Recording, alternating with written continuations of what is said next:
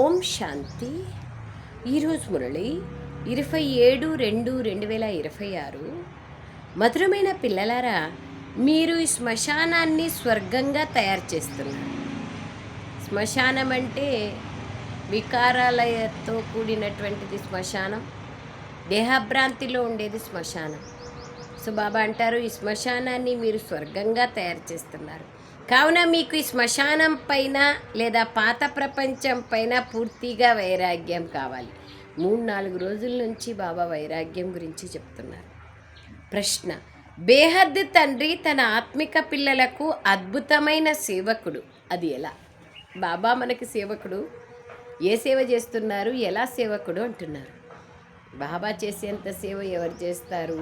బాబా రోజు అవినాశి జ్ఞాన రత్నాలను వినిపించి మనల్ని ముళ్ళ నుంచి పుష్పాలుగా, రాళ్ల నుంచి వజ్రాలుగా తయారు చేస్తున్నారు. పైసాక్ పనికిరాని మనల్ని ముకుటమణిగా చేస్తున్నారు. బాబా చేసే సేవ అనంతమైనది, అనిర్వచనీయమైనది, అమోఘమైనది, వర్ణించేకే వీలు కాదు. అంత సేవ బాబా చేస్తున్నారు. అయితే ఈరోజు స్పెషల్గా చెప్తున్నారు బాబా, పిల్లలు, నేను మీ బట్టలు ఉతికేవాడిని. ఆత్మరూపీ బట్టను ఉతుకుతాను. కేవలం పిల్లలైన మీవే కాక మొత్తం ప్రపంచం అంతటి అశుద్ధమైన వస్త్రాలను ఒక్క క్షణంలో శుభ్రం చేసేస్తాను. ఒక క్షణంలో ఆత్మరూపీ వస్త్రం స్వచ్ఛంగా అవ్వడంతో శరీరం కూడా శుద్ధమైనదే లభిస్తుంది. ఆత్మ యొక్క వస్త్రం శరీరం అయితే ఆత్మనే శుభ్రం చేసేకి బాబా వచ్చినారు. శరీరాన్ని శుభ్రం చేసేకి రాలేదు బాబా. మొత్తం ఆత్మలందరినీ పతితం నుంచి పావనం చేయడమే శుభ్రం. దాన్నే బాబా ఈరోజు ఏమంటున్నారు, నేను చాకలివాడినై మీ యొక్క ఆత్మరూపీ వస్త్రాన్ని శుభ్రం చేసేకి వచ్చినాను. వీరు ఎటువంటి అద్భుతమైన సేవకుడంటే మన్మనాభవం అనే చూమంత్రం ద్వారా మొత్తం అందరినీ క్షణంలో శుద్ధం చేసేస్తారు. చూడండి, ఈ బట్టలు ఉతకల్లంటే, శరీరానికి వేసిన బట్టలు ఉతకల్లంటేనే ఎంత కష్టం. ఎన్నెన్ని వేయాలా దానికి, అప్పుడే శుభ్రమైతే, స్వచ్ఛమైతే. సో ఆత్మరూపీ వస్త్రము, ఆత్మరూపీ బ్యాటరీ డౌన్ అయిపోయిండేది. ఆత్మరూపీ వస్త్రం ఏదైతే చినిగిపోయే అవసాన స్థితిలో ఉందో దాన్ని శుభ్రం చేయడం ఇంకెంత కష్టం. దానికే బాబా అంటున్నారు, మన్మనాభవం అనే చూమంత్రం ద్వారా నేను క్షణంలో శుద్ధం చేస్తాను. ఎంత మంచి చాకలి వాళ్ళు బాబా. బాబా అంటారు, నేను చాకలివాడిని, రత్నాకరుణ్ణి, తర్వాత బాబా కంసాలిని. మీ ఆత్మ అనే బంగారుని స్వచ్ఛంగా చేస్తాను యోగం అనే అగ్నిలో వేసి. ఓం శాంతి. ఓం శాంతి బాబా. ఎంత రమణీయకమైన జ్ఞానాన్ని చెప్తారు. రోజు రోజు కొత్తది చెప్తారు. కొత్తది గుర్తుపెట్టుకునేది ఈజీ అవుతుంది, ఇష్టమవుతుంది, గమ్యం చేరుతాం. ఓం శాంతి అర్థాన్ని పిల్లలకు బాబా వివరించారు. అహం ఆత్మ స్వధర్మం శాంతి. శాంతిలోకి వెళ్లేందుకు ఏ పురుషార్థము చేయాల్సిన అవసరం ఉండదు. ఆత్మ స్వయమే శాంతి స్వరూపం, శాంతిధామ నివాసి. మన ఇల్లు పరంధామం, శాంతిధామ నివాసులం. కొద్ది కాలం శాంతి ఉండగలదు. పరంధామంలో కొద్ది కాలమే ఉంటాం. నేను కర్మేంద్రియాల భారం నుండి అలసిపోయాను, నేను నా స్వధర్మంలో నిలుస్తాను, శరీరం నుండి వేరైపోతాను అని ఆత్మ అంటుంది. కానీ కర్మ అయితే చేయాల్సిందే. శాంతిలో ఎంతకాలం అని కూర్చొని ఉంటారు? కూర్చొని ఉండడానికి వీల్లేదు కదా. ఆత్మలందరం మనం పునరపి జననం పునరపి మరణంలోకి రావాల్సిందే. కనీసం తక్కువలో తక్కువ 1 జన్మ, ఎక్కువలో ఎక్కువ 84 జన్మలు తీసుకోవాల్సిందే. నేను శాంతి దేశ నివాసిని, కానీ ఇక్కడికి శరీరంలోకి రావడంతో నేను శబ్దంలోకి వచ్చాను. ఆత్మనైనా నేను అవినాశిని, నా శరీరం వినాశం అని ఆత్మ అంటుంది. ఆత్మయే పావనంగా పతితంగా అవుతుంది. సత్యుగంలో పంచతత్వాలు కూడా సతోప్రధానంగా ఉంటాయి. ఇక్కడ పంచతత్వాలు కూడా తమోప్రధానంగా ఉన్నాయి. బంగారంలో మలినాలు కలవడంతో బంగారు పతితంగా అయిపోయింది. దాని ద్వారా తయారయ్యే ఆభరణాలు కూడా అలాగే ఉంటాయి కదా. ఎట్లా బంగారు అట్లా ఆభరణాలు. మళ్ళీ దాన్ని శుభ్రం చేసేందుకు అగ్గిలో వేస్తారు. దీని పేరే యోగ అగ్ని. దీని ద్వారానే పాపాలు భస్మమవుతాయి. ఆత్మను పతితం నుండి పావనంగా తయారు చేసేవారు ఒక్క పరమాత్మనే. ఓ పతిత పావన రాండి అని పిలుస్తారు. డ్రామా ప్లాన్ అనుసారంగా అందరూ పతితులుగా తమోప్రధానులుగా అవ్వాల్సిందే. ఇది డ్రామా. దీని బీజ రూపము లేదా బీజం పైన ఉన్నారు శివబాబా భగవంతుడు. తండ్రిని పిలిచినప్పుడు బుద్ధి తల పైకెత్తుతారు కదా, ఇట్లా చూస్తారు కానీ ఇట్లా చూడరు ఎవరు. బుద్ధి పైకెళ్తుంది. మీరు ఎవరి నుండి అయితే వారసత్వాన్ని తీసుకుంటున్నారో వారు ఇప్పుడు కిందికి వచ్చారు. నేను రావాల్సి ఉంటుంది అని బాబా అంటున్నారు. మనుష్య సృష్టి వృక్షం అనేక వెరైటీ ధర్మాలతో కూడి ఉంది. అది ఇప్పుడు తమోప్రధానంగా పతితంగా శిథిలావస్థకు చేరుకోంది. తండ్రి కూర్చొని పిల్లలకు అర్థం చేయిస్తున్నారు. సత్యుగంలో దేవతలు ఉంటారు, కలియుగంలో అసురులు ఉంటారు. అంతేకాని అసురులు దేవతల యుద్ధమేమీ జరగలేదు. మీరు ఈ అసురీ పంచవికారాల పైన యోగబలం ద్వారా విజయాన్ని పొందుతారు. అంతేకాని హింసాత్మకమైన యుద్ధం యొక్క విషయం ఏదీ లేదు. మీరు ఏ విధంగానూ హింస చెయ్యరు. మీరెప్పుడూ ఎవరిపైనా చేయి చేసుకోరు. మనసా కూడా దుఃఖం ఇవ్వకూడదన్నప్పుడు ఇంకా చేతుల ద్వారా కొట్టి దుఃఖం ఇచ్చేది స్థూలం కదా. మీరు డబల్ అహింసకులు. కామవికారంలో వెళ్ళడం కూడా పెద్ద పాపం. ఈ కామవికారం ఆది మధ్యాంతము దుఃఖాన్ని ఇస్తుంది. కావున వికారాల్లోకి వెళ్ళకూడదు అని బాబా అంటున్నారు. మీరు సర్వగుణ సంపన్నులని దేవతల ముందు వెళ్ళి మహిమ చేస్తారు. మేము పతితులుగా అయిపోయామని ఆత్మ అంటుంది. కావుననే ఓ పతిత పావన రాండి అని పిలుస్తుంది. పావనులుగా ఉన్నప్పుడు ఎవరిని పిలవరు, దాన్ని స్వర్గం అంటారు. ఇక్కడ సాధు సన్యాసులు మొదలైన వారు ఓ పతిత పావన సీతారాం అంటూ ఎంతగా జపం చేస్తూ ఉంటారు. ఈ సమయంలో మొత్తం సృష్టి అంతా పతితంగా ఉంది. అందులోనూ ఎవరి దోషము లేదు. పతితం కావాల్సిందే. అమావాస్య ఎందుకు వచ్చింది? ఎవరి దోషము లేదు. పతితం కావాల్సిందే. ఫలానా వాళ్ళు ఎందుకు ఇట్లా అనే ప్రశ్న లేదు. వాళ్ళు ఆ విధంగా ఉండాల్సిందే. అప్పుడే మన మనస్సు భగవంతుని వైపు వెళ్తుంది. ఎప్పటి వరకైతే నేను రానో అప్పటి వరకు ఇది ఇలాగే ఉంటుంది. ఈ డ్రామా రచింపబడి ఉందని బాబా చెప్తున్నారు. వీరు తమ పాత్రను అభినయించాలి. జ్ఞానము మరియు భక్తి, ఆ తర్వాత వైరాగ్యం. పాత ప్రపంచం పైన వైరాగ్యం. ఇది బేహద్దు వైరాగ్యం. వారిది హద్దు యొక్క వైరాగ్యం. ఇల్లు వాకిళ్ళు వదలమని చెప్పరు బాబా. అన్నీ సంభాళన చేస్తూ మనస్సు ద్వారా ఇదంతా పోయేదే ఉంది, ఇది శ్మశానం కావాల్సి ఉంది, దీనిపైన వైరాగ్యం తీసుకురండి అని బాబా చెప్తారు. బుద్ధి ద్వారా సన్యసించేది బాబా నేర్పిస్తారు, కానీ స్థూలంగా భార్యా బిడ్డల్ని సంసారాన్ని వదలమని బాబా చెప్పారు. ఇంకా మంచిగా సంభాళన చేయండి అని చెప్తారు. అది హద్దు వైరాగ్యం, ఇది బేహద్దు వైరాగ్యం. ఈ పాత ప్రపంచం ఇప్పుడు అంతం కానున్నది. కొత్త ఇల్లుని నిర్మించినప్పుడు పాతింటి పైన వైరాగ్యం వచ్చేస్తుంది కదా. ఏం తెచ్చుకోవాలన్నా ఏమంటాం, కొత్తింట్లోకి పోయినాక తెచ్చుకుందాంలే అంటాం. సో ఇప్పుడు మీకు స్వర్గం అనే ఇల్లు నిర్మించి ఇస్తాను. ఇప్పుడైతే ఇది నరకం. స్వర్గం కొత్త ప్రపంచం, నరకం పాత ప్రపంచం అని బేహద్ తండ్రి చెప్తున్నారు. ఇప్పుడు పాత ప్రపంచంలో ఉంటూ మనం కొత్త ప్రపంచాన్ని తయారు చేస్తున్నాం. పాత శ్మశాన వాటిక నుండి మనకు మోహ మమకారాలు సమాప్తం కావాలి. ఇది అంతం అయ్యేది ఉంది కదా, దీనిపైన మోహం పెట్టుకుంటే ఎలా? మనం స్వర్గాన్ని తయారు చేస్తాం. ఇదే యమునా నది తీరం ఉంటుంది, దీనిపైన మెహల్స్ తయారవుతాయి. ఇదే ఢిల్లీ, యమునా నది మొదలైన ఉంటాయి. పాండవుల కోట ఉండేది ఏదైతే చెప్తారో అవన్నీ దంతకథలు మాత్రమే. డ్రామా ప్లాన్ అనుసారంగా తప్పకుండా ఇవి మళ్ళీ తయారయ్యేదే ఉంది. ఏ విధంగా మీరు యజ్ఞ తప దానాదులు చేస్తూ వచ్చారో అవన్నీ మళ్ళీ చేయాల్సే ఉంటుంది. కిందికి దిగినప్పుడు ఏం తెలియదు కదా. మొదట మీరు శివుణ్ణి భక్తి చేస్తారు. సోమనాథ మందిరాన్ని 12 జ్యోతిర్లింగాల రూపంలో ఫస్ట్ క్లాస్ అయిన మందిరాలను నిర్మిస్తారు. దాన్ని బాబా అంటారు, దాన్ని అవ్యభిచారి భక్తి అంటారు. ఇప్పుడైతే వ్యభిచారి భక్తిగా మారిపోయింది. మొట్టమొదట మీరు వారి భక్తినే ప్రారంభించారు. ఆ సమయంలో ఇంకే ధర్మాలు ఉండవు, మీరు మాత్రమే ఉంటారు. మీరెంతో సుఖంగా ఉంటారు. దేవతా ధర్మం ఎంతో సుఖం ఇచ్చేది ధర్మం. దాని పేరును ఉచ్చరించడంతోనే నోరెంతో మధురంగా అయిపోతుంది. కావున మీరు ఒక్క తండ్రి నుండే జ్ఞానాన్ని వింటారు. మీరు ఇంకెవరి నుండి వినకండి. ఇది అవ్యభిచారి జ్ఞానం. మీరు బేహద్దు తండ్రికి చెందిన వారిగా అయ్యారు. నంబర్ వారు పురుషార్థానుసారంగా తండ్రి నుండే వారసత్వం లభిస్తుంది. తండ్రి కూడా కొద్ది సమయం కోసమే సాకారం లేకొచ్చారు. నేనే పిల్లలైన మీకు జ్ఞానాన్ని ఇవ్వాలి. నాకు నా శరీరం అంటూ ఏదీ లేదు, నేను ఇతడిలోకి ప్రవేశిస్తాను. స్వయం బాబా చెప్తున్నారు బ్రహ్మలేకి. శివ జయంతి తర్వాత వెంటనే గీతా జయంతి వస్తుంది. దాని నుండే జ్ఞానాన్ని ప్రారంభిస్తారు. ఈ ఆత్మిక విద్యను మీకు ఉన్నతోన్నతుడైన తండ్రియే ఇస్తున్నారు. ఇక్కడ నీటి విషయం ఏదీ లేదు. నీటిని జ్ఞానం అని అన్నారు. పతితుల నుండి పావనులుగా జ్ఞానము ద్వారానే అవుతారు, కానీ నీటి ద్వారా పావనంగా అవ్వరు.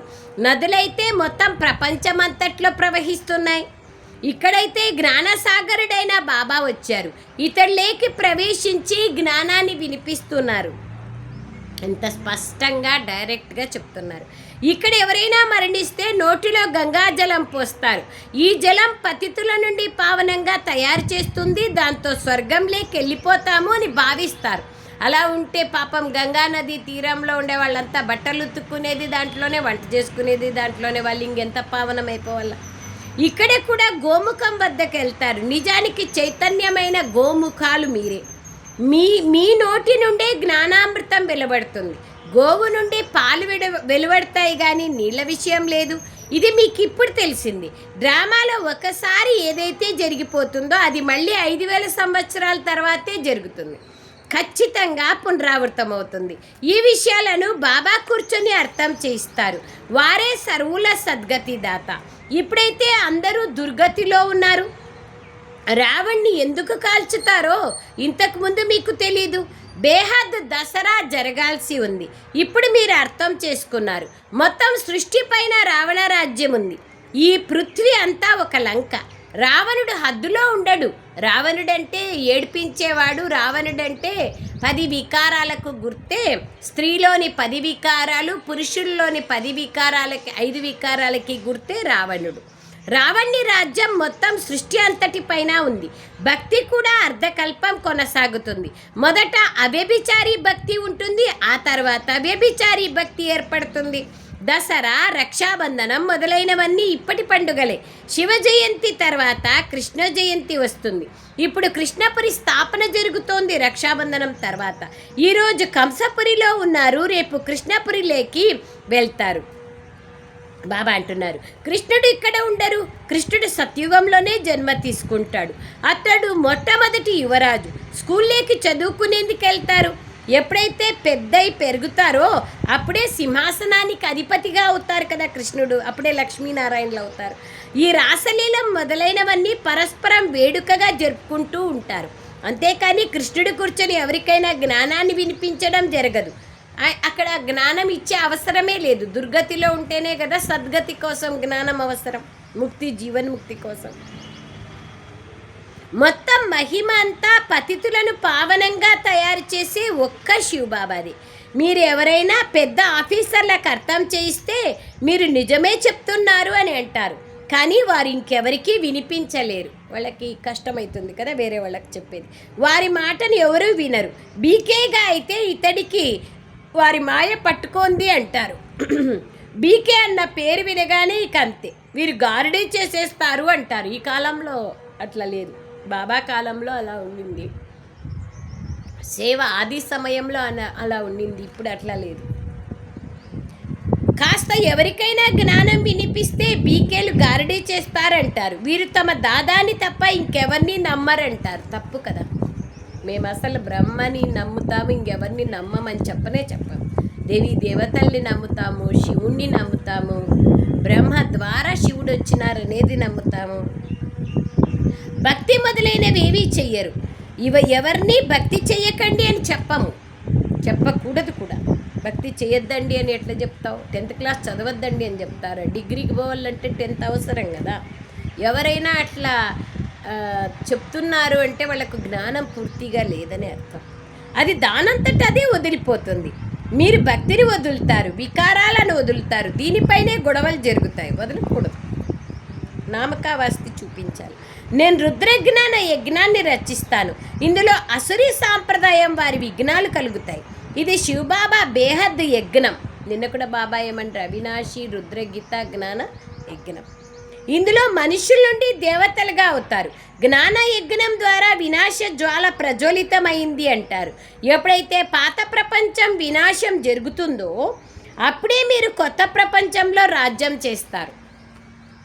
మేము శాంతి ఏర్పడాలి అని అంటూ ఉన్నాం. కానీ ఈ బీకేలే వినాశం జరగాలి అంటారు. కొత్తిల్లు కట్టాలంటే పాతిల్లు సమాప్తం కావాలి కదా. ఈ పాత ప్రపంచమంతా ఈ జ్ఞాన యజ్ఞంలో స్వాహా అయిపోతుంది. ఈ పాత ప్రపంచానికి మంటలు అంటుకొని ఉన్నాయి. ప్రకృతి వైపరీత్యాలు కూడా వస్తాయి. వినాశమైతే జరగాల్సి ఉందని బాబా చెప్తున్నారు. ఆవగింజల వలె మనుష్యులందరూ చితికిపోయి సమాప్తమైపోతారు. భవిష్యవాణి ఇది. ఇక మిగిలిన ఆత్మలు మాత్రం రక్షింపబడతాయి. ఆత్మ అవినాశి. ఆత్మ ఏమీ కాదు, వినాశం అయ్యే ప్రశ్నే లేదు. ఆత్మలన్నీ పోతాయంటే శరీరాలు పోతాయి. ఆత్మ ఎప్పుడు వినాశం కాదు. ఆత్మ అవినాశి కదా. చైతన్య శక్తి, కాంతి, ప్రకాశం. దానికేంది చావు ఉంది? అసలే లేదు. శరీరాలన్నీ అంతమైపోతాయి. ఆత్మలు మాత్రం పవిత్రంగా అయి వెళ్ళిపోతాయి. అగ్నిలో వస్తువు శుద్ధంగా అవుతుంది కదా. శుద్ధత కోసమే ఆహుతులు చేస్తారు. అవన్నీ భౌతిక విషయాలు, యజ్ఞయాగాదులు. ఇప్పుడైతే మొత్తం ప్రపంచమంతా స్వాహ అవ్వాల్సి ఉంది. వినాశనానికి ముందు తప్పకుండా స్థాపన జరగాల్సిందే. ఎవరికైనా అర్థం చేయించేటప్పుడు మొదట స్థాపన, ఆ తర్వాత వినాశం అని చెప్పండి. బ్రహ్మ ద్వారా స్థాపన జరుగుతోంది. ప్రజాపిత అయితే ఎంతో ప్రసిద్ధమైన వారు. ఆదిదేవుడు, ఆదిదేవి, జగతంబ కూడా లక్షలాది మందిరాలు ఉన్నాయి. ఎన్నో మేళలు జరుగుతాయి. మీరు జగతంబ పిల్లలు, జ్ఞానేశ్వరీలు. మీరే మళ్ళీ రాజరాజేశ్వరీలుగా అవుతారు. మీరు చాలా ధనవంతులుగా అయిపోతారు, జ్ఞాన ధనవంతులుగా. మళ్ళీ భక్తి మార్గంలో లక్ష్మీ నుండి దీపావళి రోజు వినాశీ ధనాన్ని కోరుకుంటారు. ఇక్కడైతే అన్నీ లభిస్తాయి. ఆయుష్వాన్ భవ, పుత్రవాన్ భవ అనేటువంటి ఆశీర్వాదాలు ఇస్తారు. మీ ఆయుష్ 150 సంవత్సరాలు ఉంటుంది సత్యుగంలో. ఇది మీకు తెలుసు. ఎంతగా యోగాన్ని జోడిస్తారో, బాబాని స్మృతి చేస్తారో అంత ఆయుష్ పెరుగుతుంది యోగం ద్వారా. అందుకే చూడండి, అనేక మంది ఋషులు, మునులు దీర్ఘాయుష్ని కలిగి ఉండేవాళ్ళు. వాళ్ళు తపస్సు చేస్తూ ఉంటే పుట్టలు పెరిగేవి, జటాయువులు వచ్చేవి అని చెప్తారు కదా. తర్వాత మన దాదీలు కూడా చూడండి, అందరూ 100 సంవత్సరాలు పైబడే, 80, 90, 100 సంవత్సరాలు పైబడే జీవించారు. దానికే బాబా అంటారు, మనం ఎంత యోగం చేస్తే అంత ఆయుష్ పెరుగుతుంది. ఇప్పుడు పెరుగుతుంది, భవిష్యంలో అయితే ఖండితంగా ఉంటుంది. మీరు ఈశ్వరునితో యోగాన్ని జోడించి యోగేశ్వర్లుగా అవుతారు. మనుషులంతా భోగేశ్వర్లుగా ఉన్నారు. వికారులను మురికి పట్టిన బట్టలను ఉతికారు అని కూడా అంటారు. నన్ను చాకలి అని కూడా అంటారు. సో బాబా ఎంత బాగా చెప్తున్నారు చూడండి. నేను చాకల్ని అంటున్నారు. నేను ఆత్మరూపి మీ బట్టలను ఉతుకుతాను, శుభ్రం చేస్తాను. నేను వచ్చి ఆత్మలందరినీ శుభ్రం చేస్తాను. మళ్ళీ కొత్త శరీరం లభిస్తుంది. నేను క్షణంలో మొత్తం ప్రపంచం యొక్క వస్త్రాలన్నింటినీ శుభ్రం చేసేస్తాను. కేవలం మన్మనాభవంగా అవ్వడం ద్వారా ఆత్మ మరియు శరీరం రెండూ పవిత్రంగా అవుతాయి. ఇది చూమంత్రం కదా. క్షణంలో జీవన్ముక్తి లభిస్తుంది. ఇది ఎంత సహజమైన ఉపాయం. తండ్రిని స్మృతి చేయడం ద్వారా మీరు పావనంగా అయిపోతారు. నడుస్తూ తిరుగుతూ కేవలం తండ్రిని స్మృతి చేయండి. ఇంకెటువంటి కష్టము నేను మీకు ఇవ్వను. కేవలం స్మృతి చేయాలి. ఇప్పుడు ఒక్కొక్క క్షణం పైకెక్కే కళ్ళల్లోకి వెళ్తూ ఉంటారు. వెళ్తున్నామా అనేది చూసుకోవాలి. బాబా ఏమంటున్నారు, మీరు ఒక్కొక్క క్షణం పైకెక్కే కళ్ళల్లోకి వెళ్తూ ఉన్నారు. నేను ఇంకే శ్రమ ఇవ్వని మీకు, ఓన్లీ నన్ను జ్ఞాపకం చేసుకుంటే చాలు. నేను పిల్లలైన మీకు సేవకునిగా వచ్చాను. ఓ పతిత పావన రాండి, మీరొచ్చి పతితులైన మమ్మల్ని పావనంగా చెయ్యండి అని మీరు పిలిచారు. మీరు పిలిచినారు, నేను వచ్చినాను. మరి నేను చెప్పినట్లు వినాలి కదా. అలాగే పిల్లలు, నేను వచ్చాను, మరి నేను మీ సేవకుని అయినట్లే కదా. ఎప్పుడైతే మీరు చాలా పతితులుగా అయిపోతారో అప్పుడే చాలా జోరుగా ఆర్తనాదాలు చేస్తారు, పిలుస్తారు. ఇప్పుడు నేను వచ్చాను, నేను కల్పకల్పము వచ్చి పిల్లలైన మీకు ఈ మహామంత్రాన్ని చెప్తున్నాను. నన్ను స్మృతి చేస్తే మీరు పావనులుగా అయిపోతారు. మన్మనాభవ అన్న పదానికి అర్థం కూడా ఉంది. మన్మనాభవ, మధ్యాజీభవ అనగా తండ్రిని స్మృతి చేసినట్లయితే విష్ణుపురికి అధిపతులుగా అవుతారు. విష్ణుపురి రాజ్యాన్ని తీసుకునేందుకే మీరు వచ్చారు. రావణపురి తర్వాత వస్తుంది. రావణపురి తర్వాత విష్ణుపురి వస్తుంది. కంసపురి తర్వాత కృష్ణపురి వస్తుంది. కృష్ణపురి అన్నా విష్ణుపురి అన్నా అంతా ఒకటే కదా. ఎంత సహజంగా బాబా వచ్చి అర్థం చేయిస్తారు. పిల్లలారా, ఈ పాత ప్రపంచం పైన మమకారాన్ని సమాప్తం చేసుకోండి. ఇప్పుడు మీరు 84 జన్మలు పూర్తి చేశారని బాబా చెప్తున్నారు. ఈ పాత వస్త్రాన్ని వదిలి మనం కొత్త ప్రపంచంలోకి వెళ్తాం. స్మృతి ద్వారానే మీ పాపాలు సమాప్తమవుతాయి. అంతటి ధైర్యాన్ని ఉంచాలి కదా, యోగం చేయాలి కదా, అంత ఓపిక ఉండాలి. వారైతే బ్రహ్మని స్మృతి చేస్తూ ఉంటారు, బ్రహ్మలో లీనమైపోతామని భావిస్తారు. కానీ బ్రహ్మము కేవలం నివాస స్థానం, పరంధామము. వారు తపస్సులో కూర్చుంటారు, మేము బ్రహ్మలో లీనమైపోతామంటారు. ఎవరూ వాపస్ వెళ్ళడానికి వీల్లేదు. బ్రహ్మతో యోగాన్ని జోడించడం ద్వారా పావనులుగా కారు. ఇంటితో యోగం జోడిస్తే పావనంగా ఎలా అవుతారు? పతిత పావనితో యోగం జోడిస్తే పావనంగా అవుతాం. అక్కడికి ఒక్కరు కూడా వెళ్ళరు. పునర్జన్మలైతే ఇక్కడే తీసుకోవాల్సిందే. బాబా వచ్చి సత్యాన్ని చెప్తున్నారు. సత్యఖండాన్ని సత్యమైన తండ్రియే స్థాపన చేస్తారు. రావణుడు వచ్చి అసత్యఖండాన్ని తయారు చేస్తాడు. బాబా అంటున్నారు, ఇప్పుడు ఇది సంగమ యుగం, ఇందులో మీరు ఉత్తమోత్తములుగా అవుతున్నారు. బ్రాహ్మణులు ఉత్తమోత్తములు కదా, కావుననే ఇది కళ్యాణకారి పురుషోత్తమ సంగమ యుగం. మీరు గవ్వ నుండి వజ్రంలాగా అవుతున్నారు. ఇది బేహద్ విషయం. ఉత్తమోత్తమైన మనుష్యులు దేవతలు దివ్య గుణాలు ఉండేవాళ్ళు. కావున ఇప్పుడు మీరు పురుషోత్తమ సంగమ యుగంలో కూర్చున్నారు. మిమ్మల్ని పురుషోత్తములుగా తయారు చేసేవారు ఒక బేహద్దు తండ్రి మాత్రమే. వారు ఉన్నతోన్నతమైన స్వర్గ వారసత్వాన్ని మీకు ఇస్తున్నారు. మీరు మరి దీనిని ఎందుకు మర్చిపోతారు? బాబా నుంచి ఏం దొరుకుతా ఉందనేది ఎందుకు మర్చిపోతారు? మీరు నన్ను స్మృతి చేయండి. బాబా మీరు కృప చూపిస్తే మేము మర్చిపోము అంటారు. అదెట్లా సాధ్యము? అదొక్కటే కదా మనం చేయాల్సిన పని. దాన్ని కూడా బాబా కృప చూపిస్తే అందరికీ చూపించాలి కదా, మనకొక్కరికి ఏమి? అదెలా జరుగుతుంది? తండ్రి ఆజ్ఞ పైన నడవాలి కదా. నడవడంలోనే పదవి ఉంది, నడవడంలోనే పరిశ్రమ ఉంది. నడవాలి కదా. మీరు నన్ను స్మృతి చేస్తే పతితుల నుండి పావన్లుగా అవుతారని బాబా చెప్తున్నారు. మరి వారి సలహా పైన నడవాలి కదా. అంతేకాని నేనేం ఆశీర్వదించను. మీరు కష్టపడితేనే మీకు ప్రాప్తి, కానీ ఆశీర్వదించి చూమంత్రం చేసేస్తే ఏమీ ప్రాప్తి ఉండదు. నంబర్ వారు ఎక్కడి నుంచి వస్తుంది? అచ్చా, मीठे मीठे सिखलदे बच्चों प्रति माता पिता बाप दादा का याद प्यार और गुड मॉर्निंग। रूहानी बाप की रूहानी बच्चों को नमस्ते। हम रूहानी बच्चों की रूहानी माता पिता बाप दादा को याद प्यार गुड मॉर्निंग और नमस्ते नमस्ते नमस्ते। बाबा नमस्ते। Thank you Baba, thank you very much Baba. సారాంశం: బాబా ప్రతి ఆజ్ఞ పైన నడుస్తూ స్వయంని గవ్వ నుండి వజ్ర సమానం చేసుకోవాలి. ఒక్క బాబా స్మృతిలో ఉంటూ స్వయం వస్త్రాలను శుభ్రం చేసుకోవాలి, ఆత్మ వస్త్రాలను. ఇప్పుడు కొత్త ఇంటిలోకి వెళ్ళాలి. కావున పాతింటి పైన మమకారాన్ని తీసేయాలి, బేహద్ వైరాగిగా కావాలి. ఈ పాత శ్మశానం పైన మేము దైవస్థానాన్ని లేదా దేవుని స్థానాన్ని, దేవతల స్థానాన్ని తయారు చేస్తున్నాం అనే నష మీలో ఉండాలి. వరదానం: దయా దృష్టి ద్వారా ద్వేష దృష్టిని సమాప్తం చేసుకునే జ్ఞాన సంపన్న ఆత్మలుగా కండి. దయా దృష్టి ద్వారా ద్వేష దృష్టిని సమాప్తం చేసుకునే జ్ఞాన సంపన్నులుగా కండి. అంటే జ్ఞాన సంపన్నులే ఎలాంటి వాళ్ళ పట్లైనా కానీ ద్వేష దృష్టి కాకుండా దయా దృష్టి ఉంటుంది.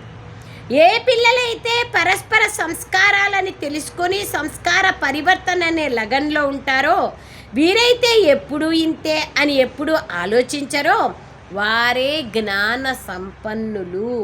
వారు స్వయంని చూసుకుంటారు, నిర్విఘ్నంగా ఉంటారు.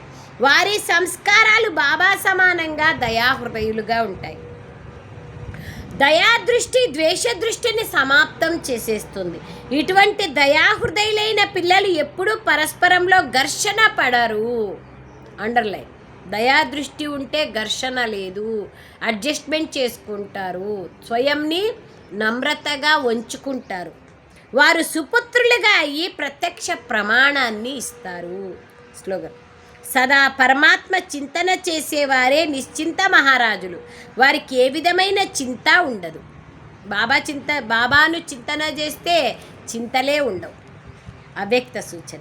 ఐకమత్యము మరియు విశ్వాసం యొక్క విశేషత ద్వారా సఫలతా సంపన్నులుగా కండి. స్వ ఉన్నతికి కానీ సేవ ఉన్నతికి కానీ రెండింటిలోనూ ఒకరు చెప్పడం, మరొకరు దాన్ని గౌరవించి సరేనండి అని అనడం ఉండాలి. ఇలా సదా ఏకత మరియు దృఢతల ద్వారా ఉన్నతి చెందుతూ ఉంటారు. ఎలాగైతే దాదీల ఐకమత్యము దృఢత ద్వారా సంఘటన పక్కాగా అయిందో, అలా రత్నాలైన మీ సంఘటన కూడా పక్కాగా ఉండాలి. అప్పుడు ఈ సంఘటనా శక్తి ఏది కావాలంటే దాన్ని చెయ్యగలదు. సంఘటనకి గుర్తు స్మృతి చిహ్నమైన పంచపాండవులు. సంఘటనకు గుర్తు స్మృతి చిహ్నము ఏమి అంటే పంచపాండవులు. అందరూ కలిసి ఉంటారు కదా. అచ్చా. ఓం శాంతి. Baba thank you. Baba thank you.